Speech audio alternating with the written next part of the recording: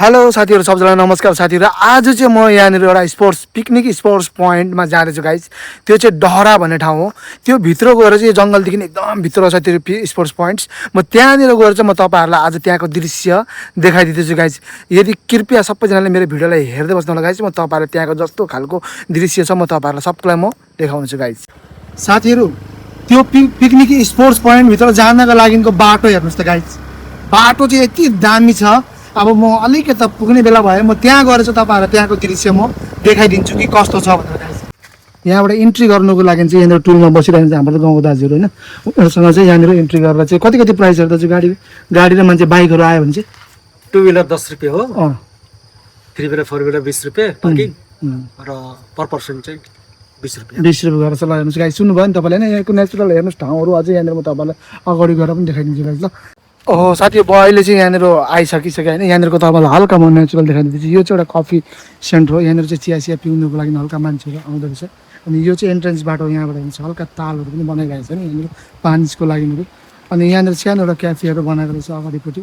अझै म तपाईहरुलाई यहाँबाट अगाडि गएर पनि यहाँको देखाइदिन्छु भित्रको कस्तो खालको वातावरण हुन्छ तपाईहरुलाई के हेर्दै गर्नु होला गाइस। ल अहिले यहाँनिर म जंगलको बिचमा आइसकेँ हैन। यहाँबाट म तपाईहरुलाई भित्रको हल्का दृश्य देखाइदिन्छु। यहाँबाट चाहिँ टक्कै गएर चाहिँ दोकानहरु रहेछ यहाँनिर सानो उयो यहाँनिर जहिले कि तहिले एभेलेबलै मान्छेहरु हुन्छ यहाँनिर। म तपाईहरुलाई हल्का देखाइदिँदैछु। अझै गएर दोकानमा हैन।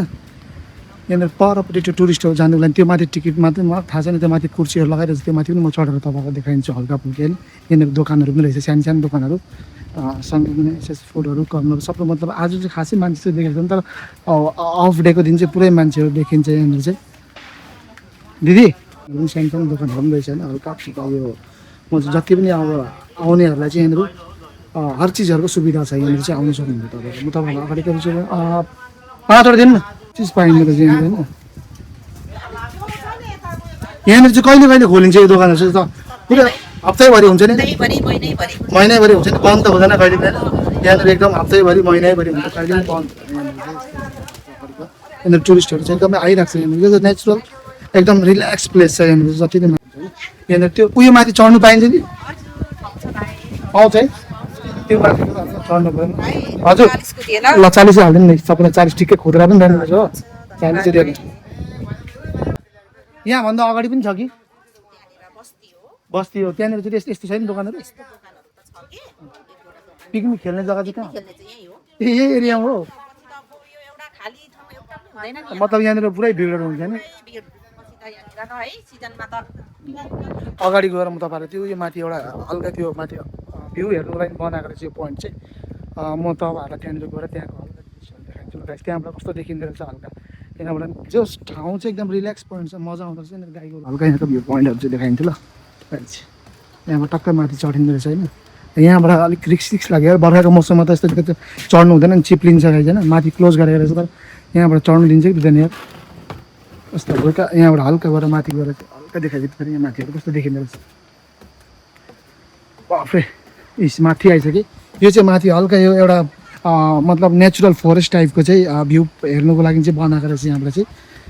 यो हेर्नु त कस्तो देखिँदो रहेछ यहाँबाट। यो सबै जति पनि हेर्नुहोस् न एकदम नेचुरली प्लेस छ यो ठाउँहरु चाहिँ। तपाईहरुले एकदम भिजिट गर्नु होला गाइस। यहाँनिर एकदम पिकनिक सेन्टर मान्छेहरु बाहिरको टुरिस्टहरु सबै यहाँनिर एभेलेबलै देख्नु पाइन्छ गाइस। आज चाहिँ मलाई पनि यहाँ एकदमै राम्रो रमाइलो लागिरहेछ। तर यहाँनिर अलिकति रिस्क बनाएको रहेछ। यस्तै केही छैन, खाली ठाउँ हैन। नानी रगेर आएर माथि चढ्यो भने पनि हेर विचार गरेर मात्रै चढ्नु होला। लड्ने सम्भावना अलिक ज्यादा रहेछ यस्तो ठाउँहरुमा चाहिँ। माथिबाट हेर्दाखेरि चाहिँ यस्तो देखिन्छ यहाँको भ्यू पोइन्टहरु। यहाँबाट रुखमा चाहिँ यसरी जोइन गरेर बनाएको छ यस्तो माथिबाट कस्तो तरिकाले मजाले बनाएको छ। त्यो बाथरुम टोइलेट बनाएको रहेछ तर त्यो वेस्ट भइसकेको रहेछ। जंगलमा जहाँ पनि त्यसको लागि चाहिँ प्रब्लम हुँदैन, एभेलेबलै भइसक्यो त्यो चिजहरुको लागि चाहिँ। ल त गाइस म अझै अगाडि जाँदैछु। त्यहाँनिरको हल्का त्यहाँभन्दा अगाडिको दृश्यहरु कस्तो छ म तपाईहरुलाई त्यहाँ पनि अलिकति देखाउँछु गाइस। ल हेर्दै गर्नु होला गाइस भिडियो। यहाँबाट फेरि सिधै घुमेर गयो भने चाहिँ त्यो अघिकै बाटो निस्किँदो रहेछ गाइस। यो बाटो सिधै जानको लागि चाहिँ अझै यहाँबाट अब हल्का गाउँहरु आइरहेछ। अब यो गाउँहरु क्रसिङ गरेर चाहिँ म तपाईहरुलाई अगाडिको अझै त्यहाँबाट घुम्दा फेरि कहाँ निस्किन्छ भनेर त्यो बाटो म तपाईहरुलाई देखाइदिन्छु। ल हेर्दै गर्नु होला। यहाँनिर एकदम मजाको गाउँ रहेछ, एकदम सानो गाउँ रहेछ तर त्यति खासै ठुलो छैन। फरेस्टको बिचमा रहेछ हैन।